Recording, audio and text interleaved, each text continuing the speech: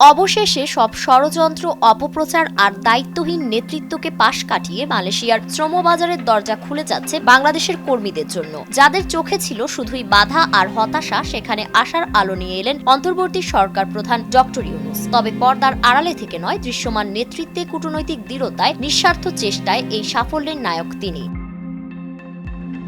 গত কয়েক সপ্তাহ আগে অন্তর্বর্তী সরকারের কাছে দাবি জানানো হয় তারা যেন মালয়েশিয়া সরকারের সব শর্ত মেনে দ্রুততার সঙ্গে যে কোনো মূল্যে শ্রমবাজার খুলে দেয়। সে সময় দেখা যায় অন্য 13টি দেশ মালয়েশিয়া সরকারের শর্ত মেনে নিয়ে তাদের শ্রমবাজার খুলে রাখলেও বাংলাদেশ এক্ষেত্রে অনেকখানি পিছিয়ে রয়েছে। সে সময় ধারণা করা হয় বাংলাদেশ হয়তো হারাতে বসেছে $5 বিলিয়ন রেমিটেন্স।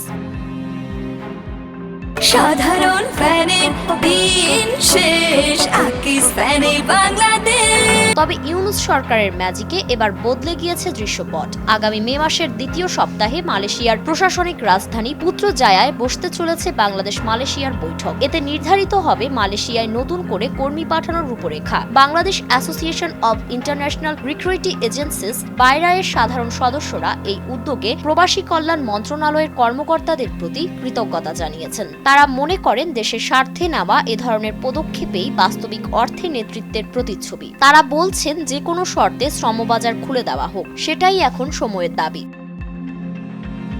দুঃখজনক হলেও সত্য, শ্রমবাজার নিয়ে কিছু তথাকথিত নেতা ও গোষ্ঠী বারবার নেতিবাচক প্রচারণা চালিয়ে পরিস্থিতিকে জটিল করে তুলেছিলেন। কখনো সিন্ডিকেট, কখনো অনলাইন সিস্টেম বা শ্রমচুক্তিকে ইস্যু করে শ্রমবাজার উন্মোচনে বাধা সৃষ্টির অপচেষ্টা চালিয়েছিল তারা। তাদের মূল উদ্দেশ্য ছিল একটাই, বর্তমান সরকারকে ব্যর্থ প্রমাণ করা এবং নিজেদের সুবিধা আদায় করা। বাইরার অনেক সাধারণ সদস্য এই অপতৎপরতার বিরুদ্ধে এখনই সোচ্চার হওয়ার আহ্বান জানাচ্ছেন। তাদের অভিযোগ, সবকিছু চলছে একটি রাজনৈতিক প্রেসক্রিপশন অনুযায়ী, যার লক্ষ্য হলো রেমিটেন্স প্রবাহ বন্ধ করে দেশের অর্থনীতিকে দুর্বল করা।